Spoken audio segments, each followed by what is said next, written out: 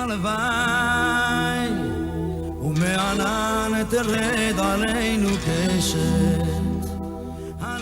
Wow, good evening, everybody. Thank you so much for joining us this evening. We're so happy to have you here with us, such a great turnout. And we are once again so happy to be partnering with Stand With Us Mid-Atlantic. It's an honor to have with us this evening Hussein Aboubakr Mansour. We will have a Q&A following the presentation, so please leave all your questions in the chat as we go along. Adi and I will, of course, monitor those as we usually do at the end, and we will try to get to as many of those as possible. Wait, am I muted? No, I'm not muted. Okay. An introduction for Hussein, of course, that is with us tonight. Hussein was born in 1989 in Cairo, Egypt. He studied at Hebrew at Cairo University, but did not adapt to the curriculum, which was the official anti-Israel and anti-Semitic rhetoric of the regime.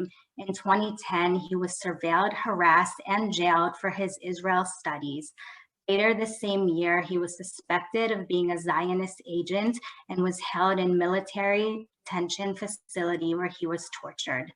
In 2012, the secret police of the Muslim Brotherhood regime again began harassing and persecuting Hussein for his contacts with Israeli writings and expressing hopes for coexistence with peace between the two peoples. He received asylum to the United States in 2014.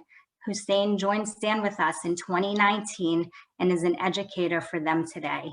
Hussein, thank you for being with us today, and I'm turning it over to you because I know that everybody is here for you and your story in this presentation tonight.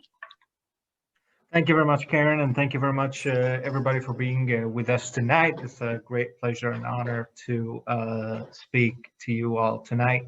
My name is Hussein Aboubakr Mansour. As you heard, I'm originally from Egypt, received asylum in the United States in 2012, and been living here ever since.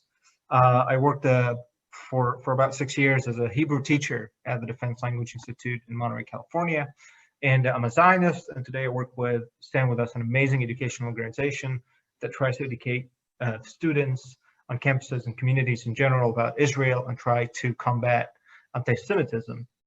Now, the question, of course, that everybody wants to know, how did an Egyptian, an Arab Muslim from Egypt, end up being a Hebrew teacher of all languages and working for a Jewish organization, Jewish Zionist organization such as Stand With Us, because it's very uncommon. Arabs are not your average fans of gefilte fish, as we all know. How did this happen? Well, truth to be told, I wasn't always this way. There was a time in my life when I was very young and little that I hated Jews passionately and intensely. I hated Jews more than anything else in the world, or more than anybody else. Don't be alarmed. I don't hate Jews anymore. Otherwise, it would be very uncomfortable for everybody involved. And I'm here to share my story with you. How did I end up doing what I'm doing today? And there is no way for us to talk about this without actually talking about the issue of anti-Semitism in the Arab world across the last 70 or 80 years or so, or at least during the time that I grew up. I'm going to share now a PowerPoint presentation. I hope everybody can see it. So I'll talk a lot about anti-Semitism, the anti-Semitism that I grew up in, that was kind of everywhere, really, in the culture. It was in the movies, in the TV, schools. It was in the mosques. It was something that everybody believed in. I remember while I was growing up, cartoons like these, like the one that you're seeing, were very, very common in the Arab press. So as you can see in that cartoon, for example, we have this Jewish-looking figure who's huge and has this malicious smile over his face, and is puppeteering world leaders. Of course, the implication is that Jews control, from behind the scenes, they control all of the worlds, and that was a very, very common theme around me.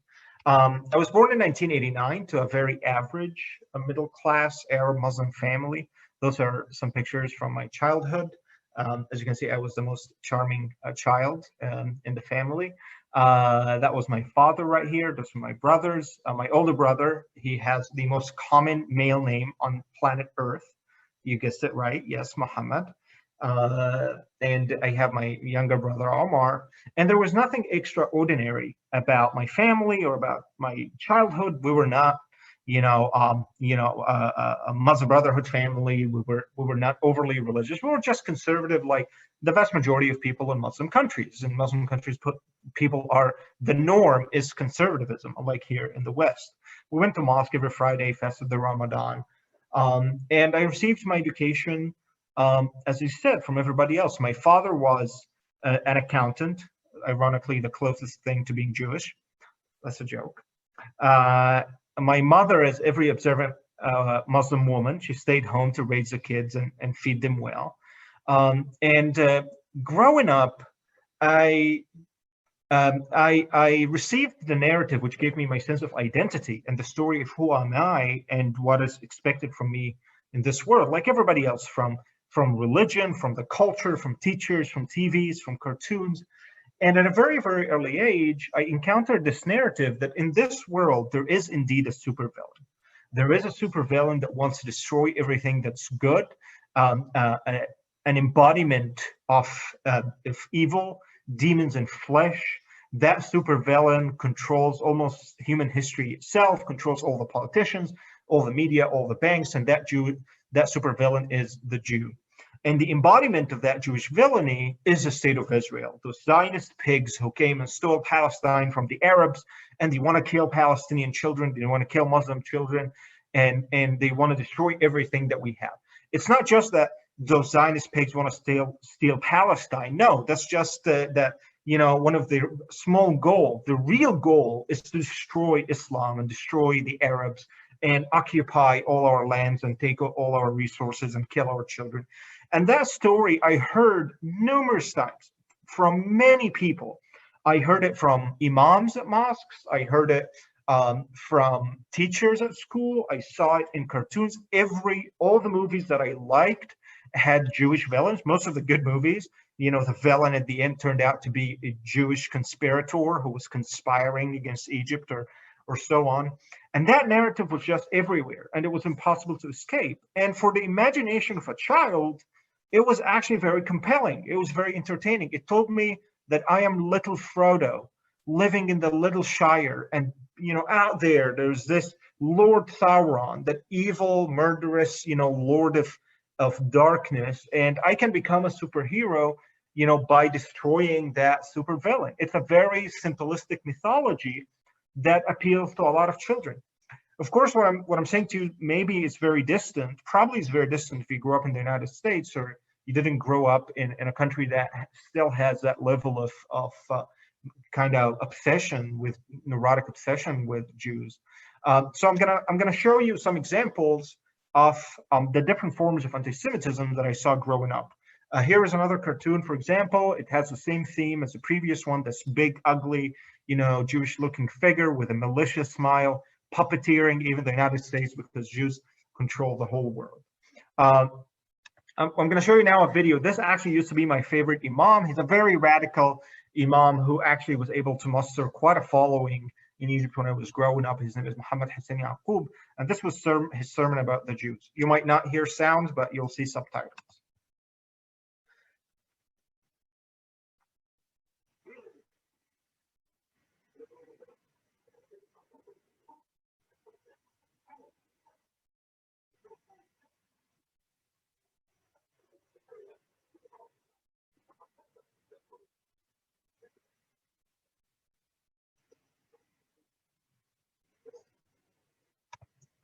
So, as you can see, you must believe that we will fight, defeat, and annihilate them, the Jews.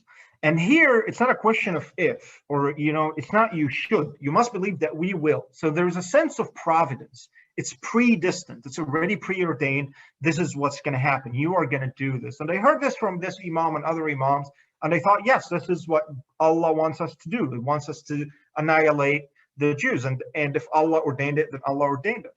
Another example of religious anti-Semitism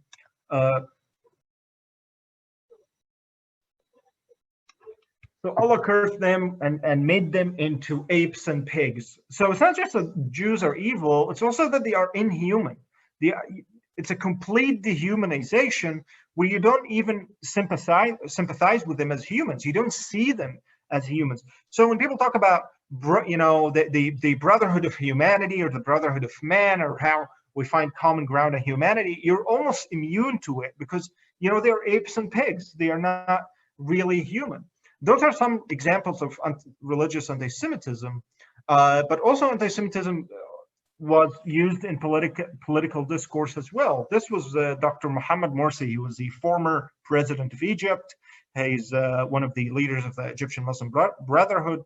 The warmongers, descendants of apes and pigs, the bloodsuckers who attacked the Palestinians. So as you can see, whether political or religious, that kind of rhetoric it existed, as I said, everywhere and very intensely. You couldn't escape it.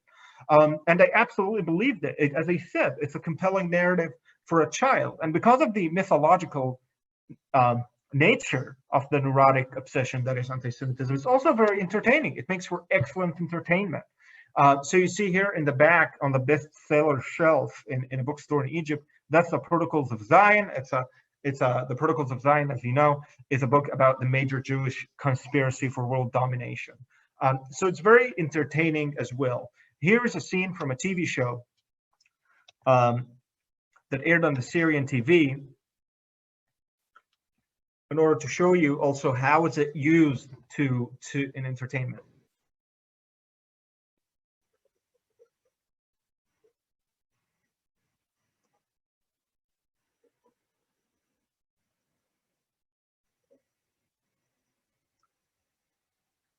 So you have Jews sitting and they receive a mission from the leadership. Of course, you try to imagine the myth, right? It's like the Jews are all connected by this leadership, secret leadership that gives them missions, and they gave those Jews a mission to go kidnap a Christian child for Passover matzot, and then they will actually kidnap the child, take him to a dark basement.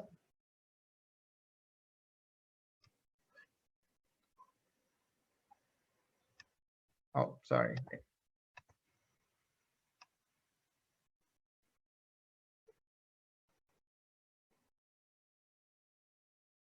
And they will drain the child's blood and take his, it's quite a psychotic imagery, but that is just that's what anti-Semitism is. It's just this psychotic obsession with Jews. And because of just how psychotic anti-Semitism is, it's just completely irrational, that it leads to all of kind of neurotic and ludicrous ideas, such as news like this, that actually conspiracy theories like this that actually featured in Arab news, like that the Hamas seizes dolphins that are trained by Israel to be spies, or sharks that are trained by the Mossad to attack swimmers. This might be funny to you, and it is kind of in a way funny, but it's really sad that this is believed by adults. Now, I want to ask you a question, and I want to think of yourself when you were a child. What child doesn't want to believe in dolphins and sharks being trained to conduct secret missions, right? It's a very compelling story for children.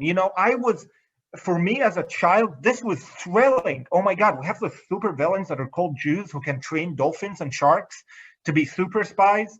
It's an unbelievable narrative. And sadly, too many people get into this pathology and they get their brain and their mind hijacked by this. And this is why in Israel, they end up with children, Palestinian children doing terrorist attacks. I was one of those children in Egypt. I was obsessed with it. This was my favorite, series of stories for children that I loved. It was called The Man of the Impossible. It's kind of a Muslim James Bond,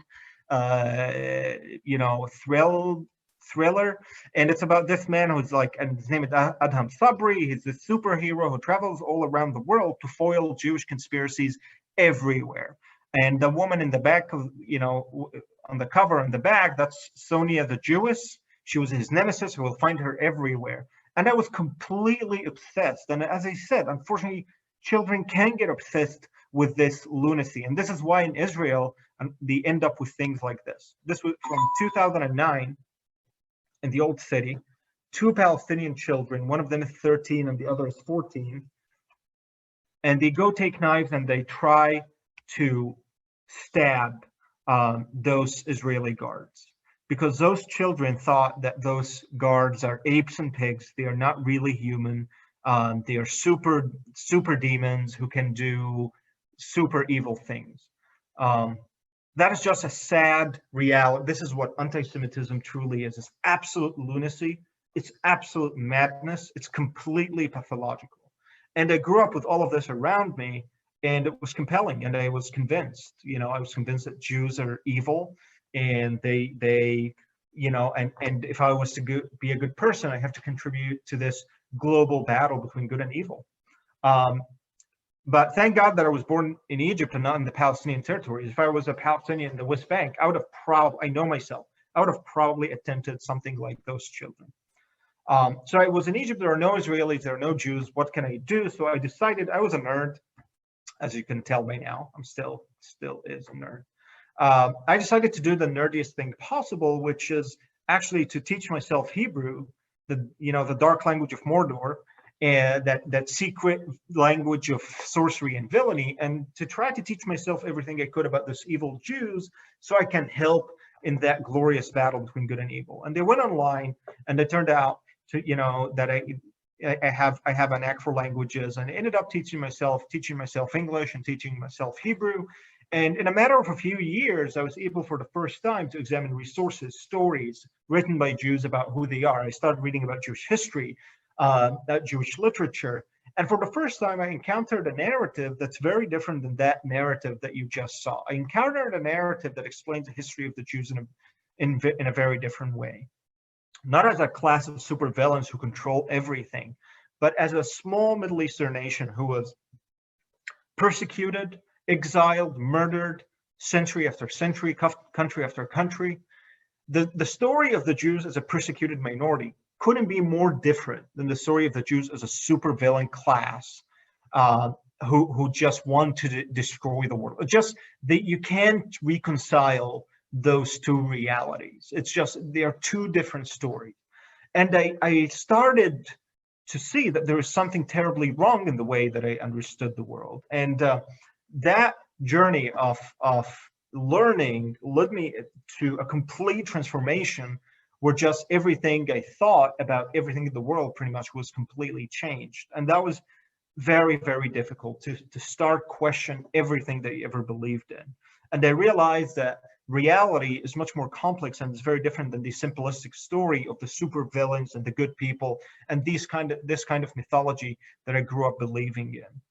I started to discover how the world actually works, that I live in a country, it's a developing country, very poor, high rate of illiteracy, and a very ill functioning government, very ill functioning school system, that there is no enough education, and there's just a lot of ignorance and a lot of these kind of neurotic, irrational ideas in the culture. It was unbelievably tough to actually learn all of this at a very young age, and I didn't know what to do with any of that. And I didn't talk to anybody because I didn't know what to tell anybody about what I thought. And I decided that I'm just going to keep going on with my life. But at that point, my unhealthy obsession with Jews was starting to turn into what I think a healthy curiosity.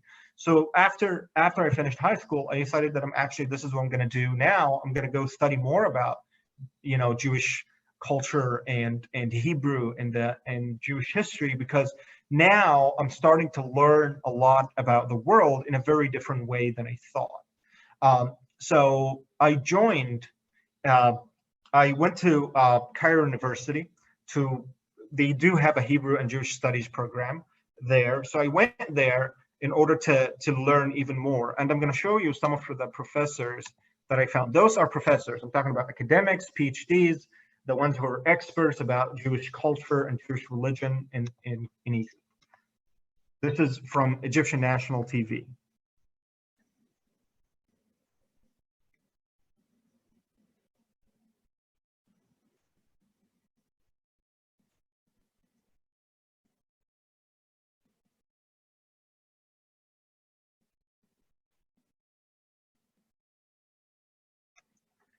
So I go to school and I find that the people who are supposed to be the experts, the people who are supposed to be educated society, what do I know? I was an 18-year-old at the time, right? I don't know anything. And I'm going to those, scholars to teach me. And I discovered that they are just repeating the same, folkloric anti-Semitism that's on the street. Here's another professor. He taught me maybe 4 or 5 classes. His name is Amr Alam. He's actually currently the chair of the Hebrew Studies department.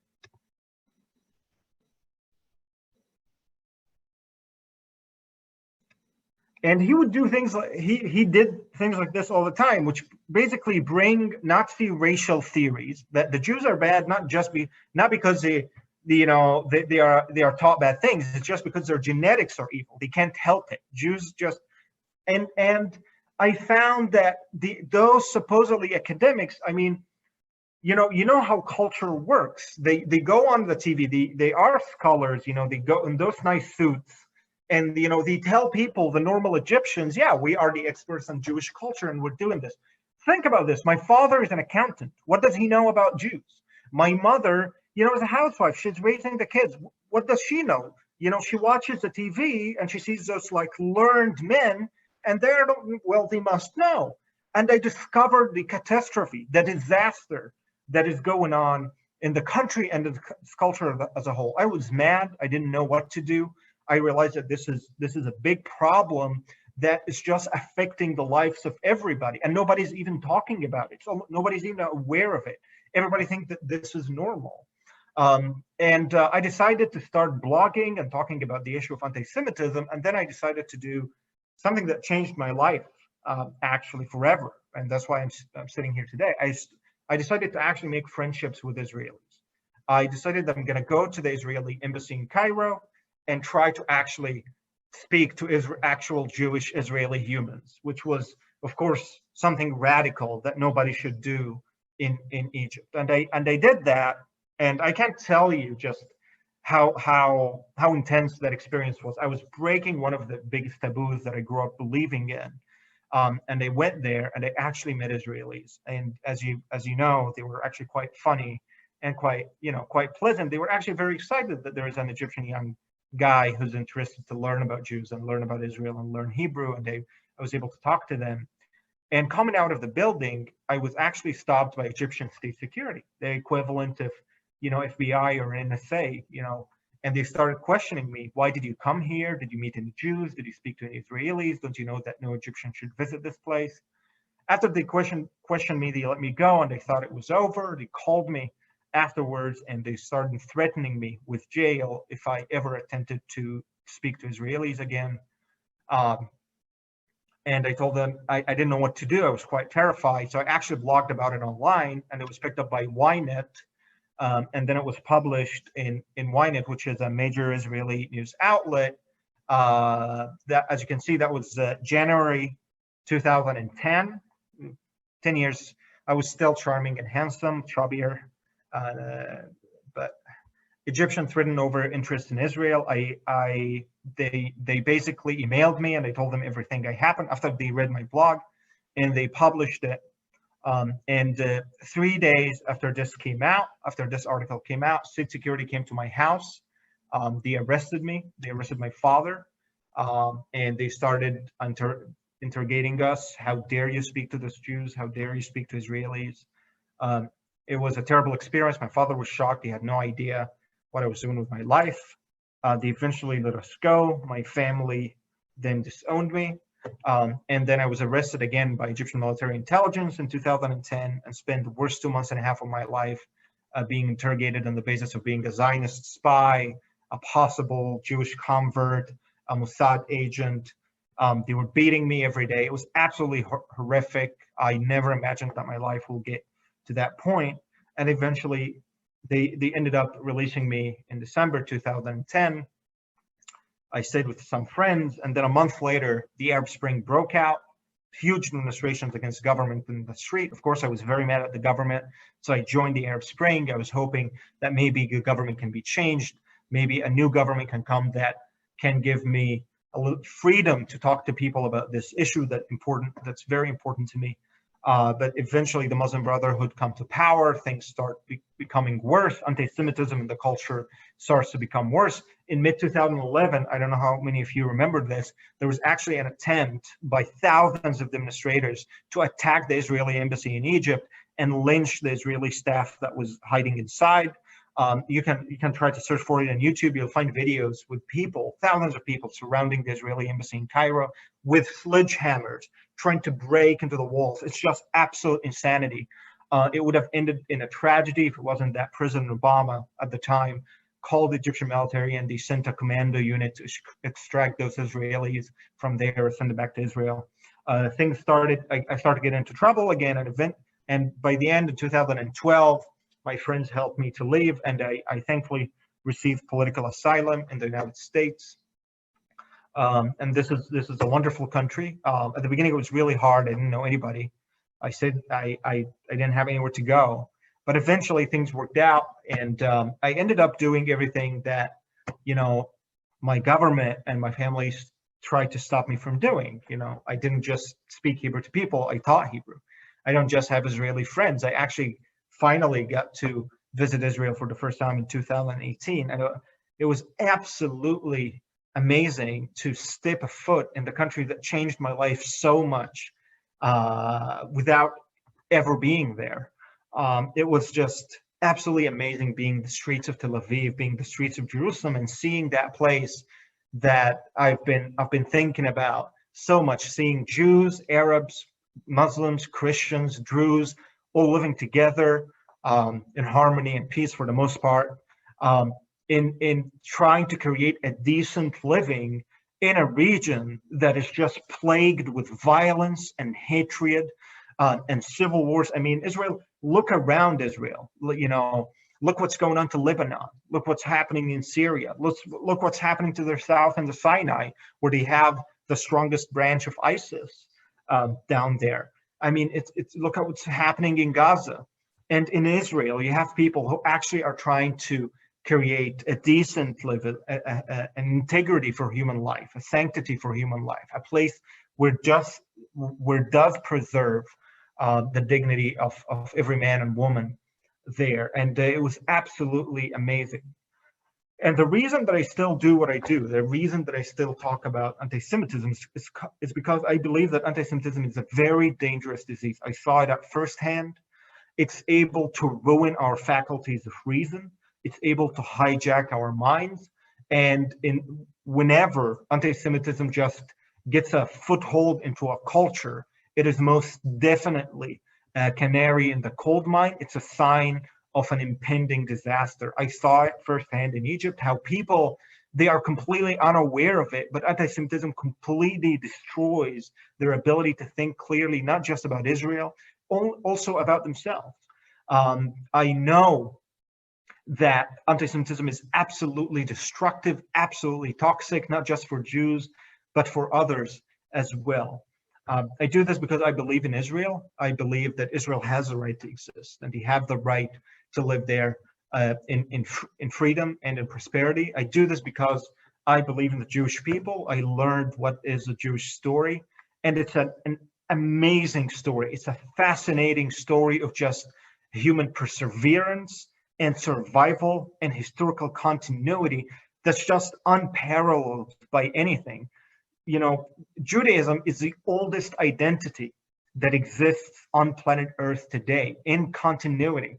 Only in Israel, people live with the same, religion and the same identity and the same language that they had thousands of years ago. I'm Egyptian. We're pretty ancient, but even us, we couldn't keep our continuity. We changed our religion so many times. We changed our culture so many times. We changed our language so many times because of the empires and the invasions. But Jews survived all of this, survived all of the attempts of destruction. They didn't just survive, they're also thriving as a people. And it's an absolutely inspirational story that I believe everybody, even if you're not Jewish, you can learn a lot from it. But I also do this out of a lot of self-interest. It's not just I do this because I love Jews and I love Israelis, and I most certainly do, but I do this because I love Arabs, because I believe that Egyptians and Arabs, they deserve a much better life. And that this level of obsession, I mean, you saw the video of those two children, 13 and 14-year-olds. They died, of course. They will never grow up to watch another movie, to hear another song. They will never go to college. They will never hold a girl's hand. They will never have a job because they lost their lives when they were children because of a sick fantasy, because of a toxic idea that their parents couldn't protect them from, that their teachers failed them in giving it to them, that their religious leaders failed them, their political leaders failed them.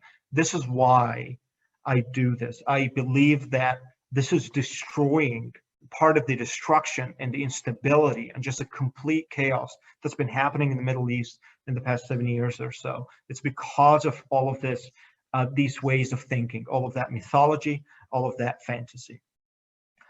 So I do this not just because I love Israelis and Jews, it's because I love Arabs. You know, a lot of Arabs accuse me that, you know, I am basically helping a Jewish agenda. And I always respond to them that what I'm doing is actually an Arab agenda. This is for the sake of the Arabs. This is for the sake of the Arabs so they can focus on themselves and fix their own problems. Now, it's important also to know that time changes a lot and things are in flux all the time and things change. And we shouldn't feel victim to presentism. We don't have to think that everything that was in the past has always been that way and will always be so. Things change. And since I showed you all of these videos, I showed you everything, a lot has changed in 10 years since I grew up in Egypt and left. A lot has changed. Today, for the first time, I'm actually this year, with all of its difficulties with COVID and everything that's been going on, it actually gave me a lot of hope for the future. The Abraham Accords show that there are actually Arab political establishments who are starting to understand this, who are starting to understand that it's in their own best interest to move on from this lunacy, from this hatred, from those idiotic ideas, that their goal to achieve stability is not going to happen unless they make peace with Israel, unless they accept Israel, not as you know, supervillains, but as good neighbors whom they have mutual interests, not just whom they have with mutual interests, but whom we share with mutual origins. The peace treaties between the UAE, Bahrain, and Sudan and Israel were rightfully called the Abraham Accords, in recognition of the mutual origins of all of us, Jews and Arabs. Things can change. The reason that I'm telling you all of these stories is not to tell you, look how bad the Arab world is, or look how bad the Muslim world is. Not at all. It's to tell you that these are the struggles, the real struggles of Arabs and Muslims in the streets. The struggles of figuring out who you are, what's your place in this world, what does reality really look like, and how you should live. Those are not easy questions. Those are very, very difficult questions that people are still struggling with today. I actually, just yesterday, I got to, for the first time ever, to watch Fiddler on the Roof. That's just absolute epic. It's just absolutely amazing. I loved it. I watched it only once and I already know all the songs by heart. It's just unbelievable. And you won't believe how relevant that story is for me as an Arab, and how relevant it is for a lot of Arabs and Muslims who are struggling with the world, who are struggling between a tradition that they received since antiquity and with a changing world, with a changing pace, a modern life that they don't know how to deal with. The theme of Fiddler on the Roof, of living with that ancient tradition, but then everything changed so much that you don't know how to reconcile both, is the tragedy and the crisis that the Muslim world has been living in for about 150 years. Jews had that crisis too, but they were able to come out with peaceful answers. I mean, the tension is still there, and you, as Jews, you know that the tension is still there in the Jewish community between those who are very conservative and very orthodox and those who are very progressive. That tension is still there, but it's much more peaceful. In the Arab and the Muslim world, the tension, unfortunately, is not manageable, hasn't been manageable for over 150 years and caused a lot of conflict and a lot of mayhem and a lot of tragedy. So what I'm trying to explain to you is I don't want you to look at this and say, oh my God, this is terrible, such bad people. But I want you to understand that this is a very, very human struggle. And the only answer out of this is education. And that's a Jewish answer. It's education and learning, education and learning, learn, learn, learn. It's the reason that Jews figured out that, you know, the best thing to make as the center object of their identity and their culture is a book. I mean, Jews figured this out thousands of years. That's why they call them the people of the book, not the people of the video or the, you know, or the Snapchat. It's the people of a book. It's a people of learning, people of education. And I believe that education can help us solve this problem. I too grew up with all of those neurotic, obsessive, psychotic ideas about Jews, but I was able to change my mind and change the way I think through education, through learning about myself and about the world and about reality. And I believe that the reality of in the Middle East, with all of those ideas, it can change. I actually see a lot of hope. I think those peace agreements between Arabs and Israel will finally give a chance to Arabs to actually look at Israel, try to see what Israel is, and learn the truth for themselves. Education is also very important in America. I'm really sad. You know, I moved to America thinking I'm going to move to the West, where like rationality and reason automatically, you know, wins and triumph. And I discovered that this is not true, that humans are humans everywhere, that even here, the battle for education has to continue all of the time, that on campuses all across the US, you have people who hate Israel, who distort the truth, who try to spread lies. And it's important to always educate people here. And that's why I work with Stand With Us and try to empower Jewish students and try to educate Jewish students about the Middle East and about Israel. Thank you for listening to me. Now I'll be more than happy to answer any questions that you typed in for me. Hussein, thank you so much. We're at BZD. We're so thankful, first of all, for you for being here tonight. We're so grateful for you being an ally to the Jewish people. We're so grateful for you being an educator. I think I can speak for everybody, all 107 people that are on this call right now. I think that was just truly inspiring. I can tell just by the comments that we have here that I hope that you can see how educational it was and how much people have really learned from this tonight and how fabulous it was. I will go through a couple of questions here. There are a lot of them, so I will start. I'll try to start at the top and go through just a few that we have time for. Do you still have contact with your family in Egypt at this time? It was severed for a few years, but now, like a year ago, I actually bridged the things with my mother mainly, and we've been talking. So yeah, it's getting better. It's been getting better actually. Great.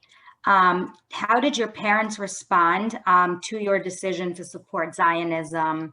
I'm guessing this question was back when you first started talking. Yeah, it's you know, I'm not exaggerating, but for them, it was almost as if your daughter or son came to you one day and told you that you want to join ISIS. Like, that's how they saw it, that I am joining the super villain evil people. And because that's what they knew. You know, I showed you all of these stuff. I had the internet. When they were growing up, they didn't have the internet. They just had the stuff. So that's all what they think. So for them, it was completely uneven thinkable that their own son would do this, join the people who kidnap Christian children and drink their blood. Right. So that answers the questions that your parents did promote the anti-Semitism, anti-Zionism concept. They didn't promote, I mean, that was not their job, but they believed in it like everybody else. Yeah. Okay.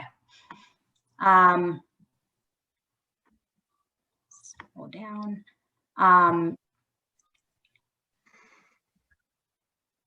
Can you explain the dichotomy between the prevalent anti-Semitism in Egypt and the fact that Egypt does have a peace treaty with Israel?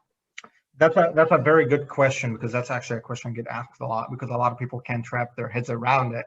Egypt was the first country to sign a peace deal with Israel. It's a very complicated issue, and Arab politics are actually extremely complex. So I'll try to summarize the situation and very briefly. First of all, we know that countries in the Middle East are not democratic, for bad or worse. The governments do not reflect the will of the people, and that has bad sides, and that's how have good sides given the level of education in the region in general. When Sadat decided to do the peace treaty with Israel, he truly wanted to have peace with Israel, and he truly thought it would be good for Egypt to switch course and all of the rhetoric of war and so on. If you remember, that was also a very tumultuous time in the Middle East in general, because in 1979, so the Camp David Accords were in 1977. 2 years later, you had the Iranian Islamic Revolution in 1979.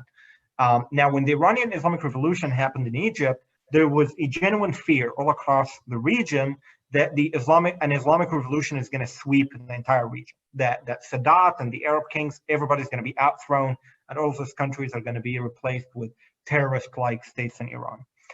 Those fears were heightened when Sadat himself was assassinated in 1981. Everybody thought, oh my God, it's happening.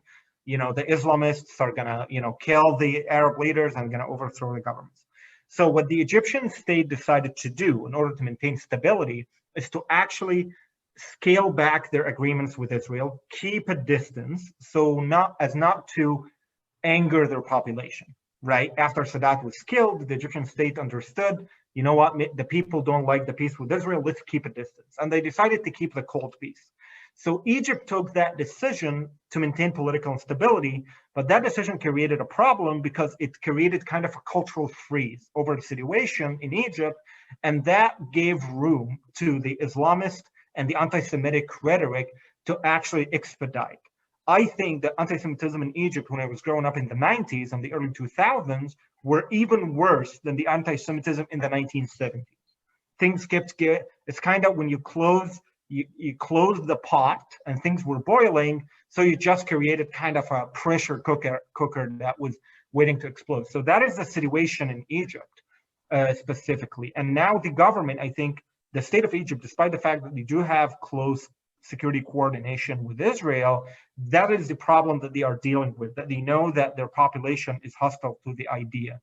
I understand the position of the state, also not to mention that people who are working in the state, those are not aliens. They don't bring them from Mars. They are Egyptians from Egypt who grew up in those mosques, in those schools, so they are not immune to those ideas themselves. So the problem in Egypt is unfortunately a cultural problem that requires education, requires cultural work. I would say we also have to make distinction between Arab countries. I don't think that is the problem that exists in Saudi Arabia or in Gulf countries. I think every Arab country has its own set of circumstances, but that was the answer for the question about Egypt.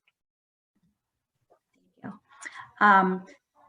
Considering how much anti-Semitism is in the Muslim world, for Jews living in the United States, should we be against or scared by immigration of Muslims to the United States, or what is the...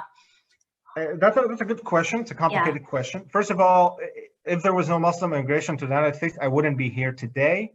I don't know where my life would have been. It would have been really up, to be completely honest.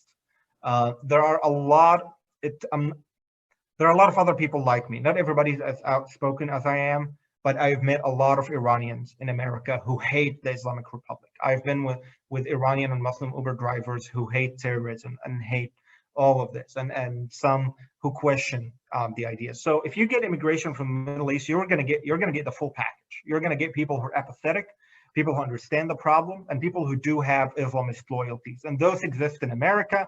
They have the Islamist activism organizations that you probably see on the news. They are very, very hostile to Israel and very anti-Israel. So I don't think you should be scared from immigration, but I think that means that Jewish communities should be strong in their education. They should be strong in their outreach to American political establishments, not to let those voices in. The saddest part is when some American political establishments go speak to those Islamists as if they speak in the name of all of Islam and all of Muslims. Don't do that. Why are you picking the people who hate Israel, who are obsessed with all of the victimhood and all of the grievances they had, and you go speak to them in the name of Israel? I'll tell one example of this, and I'm not making this political. I know there are people who support this and people who support that, but I'm just giving an example of misguided political calculation. Now, the same time that you had Muslim and Arab countries moving on from hatred and making peace with Israel during the Abraham Accords, you had a speech by Joe Biden when he was on his campaign addressing the Muslim constituents, appealing to the Muslim community. And he said he's going to promise the Muslim community three things. And the first thing is to bring the Palestinians back, into DC and support the Palestinians again. Now, wait a minute. We are struggling to tell Muslims that the Palestinian cause is not the cause of Islam. And you are telling them, no, it is the cause of Islam. And I promise you, as Muslims, to support the Palestinians. Do you see where I'm going with this? Like, we are trying to disentangle this from religion. We are trying to tell people, the Israeli-Palestinian problem is a political, territorial problem.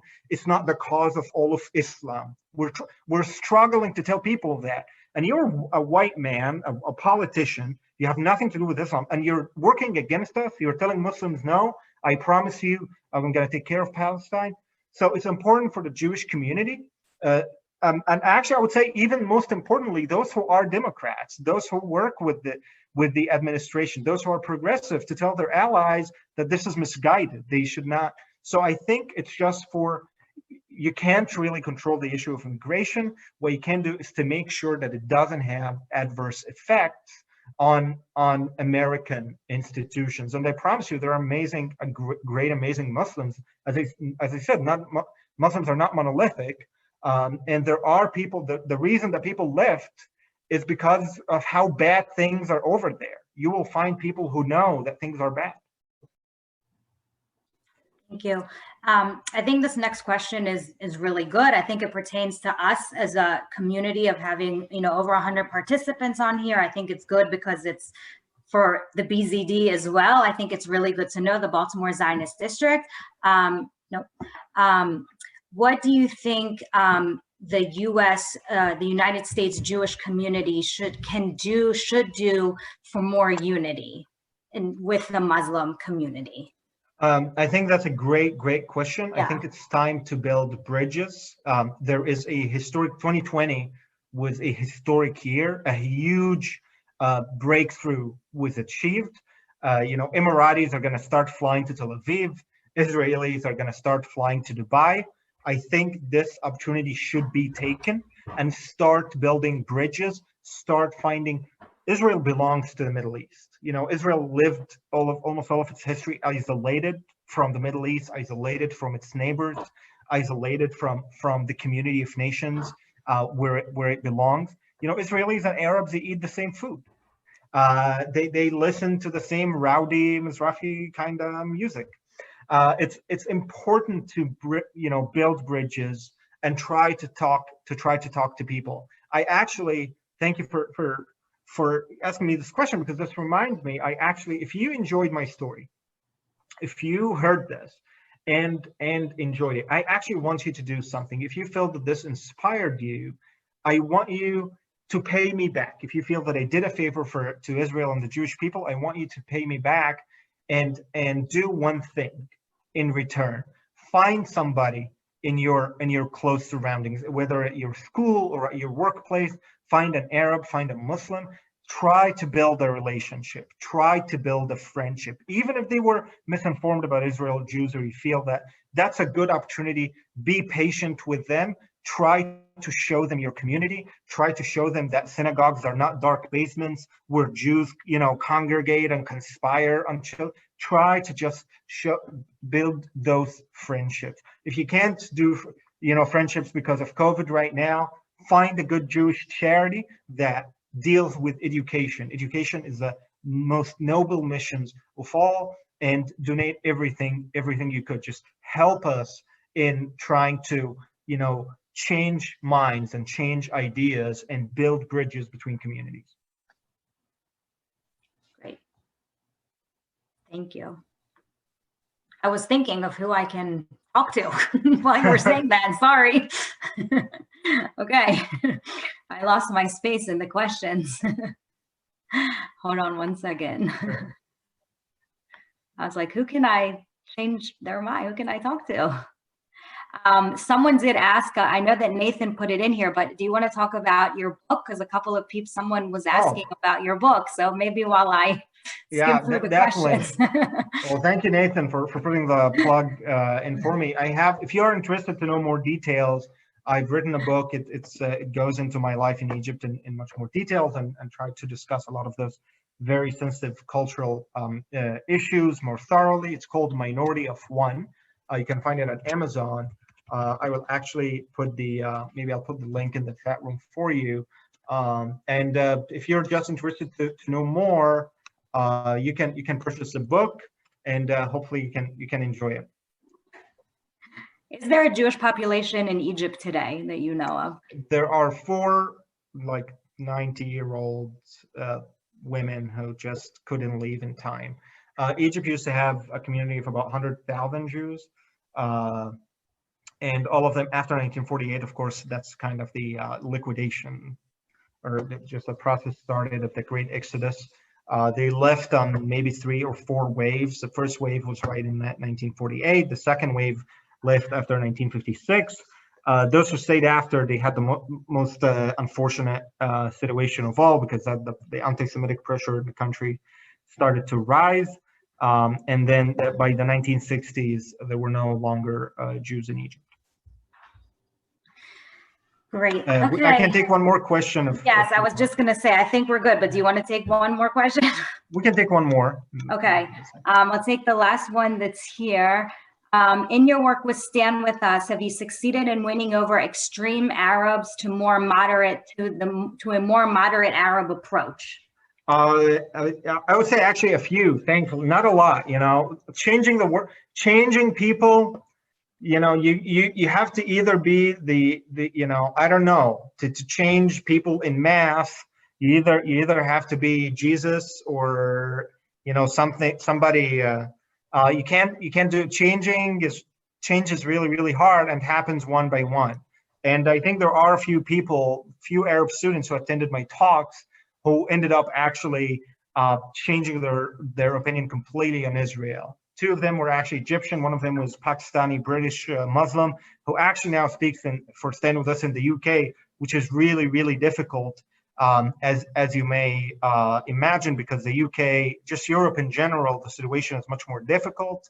But as I said, and I think the Abraham Accords will make the job easier, because now there's also a political reality. Before, I was just crazy. I was just whistling in the air. I was talking to people, and it was like they saw me as a complete lunatic.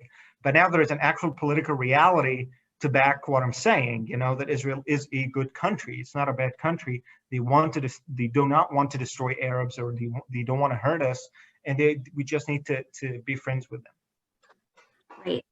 Thank you so much, Hussein. We appreciate your time. We appreciate the extra time. We appreciate all the questions, all the answers and all the questions. I want to thank everybody for being here tonight. I want to thank you for the questions. It isn't without you and your generosity, your memberships, your donations, that we keep having these programs, that we keep educating you, that we keep educating the Baltimore community and beyond. And then we're able to have speakers like Hussein with us tonight, partners like Stand With Us, Nathan, who is here representing Stand With Us Mid-Atlantic. Thank you, Nathan. הלוואי ומענן תרד עלינו קשת הלוואי